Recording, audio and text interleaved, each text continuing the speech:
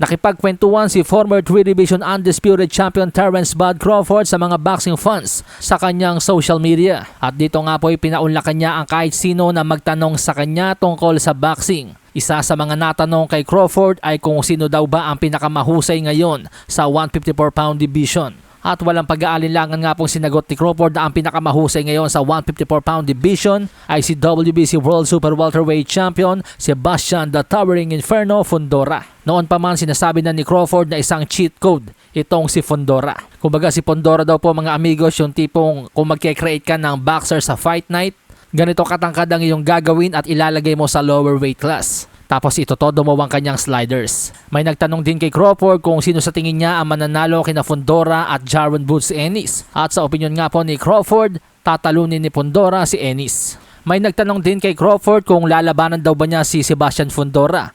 Pero sagot nga po ni Crawford, sinubukan niya noon. Pero dahil sabi ni Fundora hindi daw ganun kasikat si Crawford noon, kaya't hindi naikasa ang kanilang bakbakan.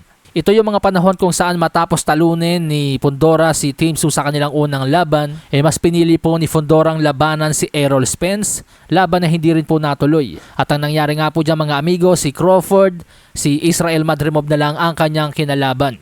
Tanong naman ng isang netizen, kapag naoperan daw ba si Crawford ng malaking pera ng Netflix para labanan si King Ryan Garcia, handa ba nitong kalimutan ng pagre-retiro? Pero sagot nga po ni Crawford, hindi.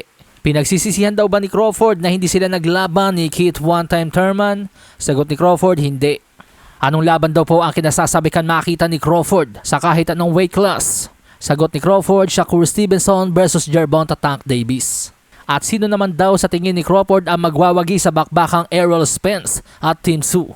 Sagot ni Crawford, Errol Spence. Sa bakbakang Junto Nakatani naman at Naoya Inoue, tingin ni Crawford 50-50. So yan po mga amigos ang ilang mga katanungan sinagot ni Crawford sa kanyang paikipagkwentuhan sa mga boxing fans sa social media. Samantala sa iba pang balita, nanganganib na hindi matuloy ang bakbakan ni Saul Canelo Alvarez at WBC World Super Middleweight Champion Christian Mbili sa darating na Setyembre sa Saudi Arabia. Ang boxing event na binansagang Mexico versus the World ay apektado umano ng kasalukuyang digmaan sa Middle East. Ayon sa promoter ni Mbili na si Camille Estepan. Ngayon kung hindi daw po matutuloy ang bakbakan sa Saudi Arabia, posible pa rin ituloy ang laban sa Amerika at sa Canada. Samantala sa iba pang balita, ang halos 3 taon ng mandatory challenger sa WBA na si Shakram Wonderboy Giyasov ng Uzbekistan sa wakas ay mabibigyan na ng world title fight.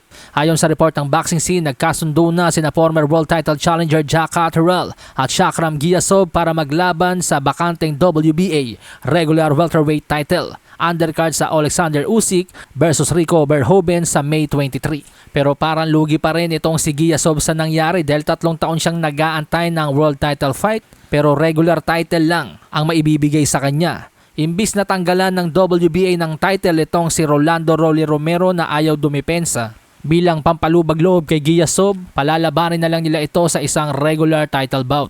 Pero masakit nga po dyan mga amigos, ito pong WBA regular title, kahit mapanalunan mo ito parang hindi ka pa rin world champion dahil ito ay hindi kinikilala ng ibang major sanctioning bodies pagdating sa unification. Sa hinang baraha, patunayan mo sa akin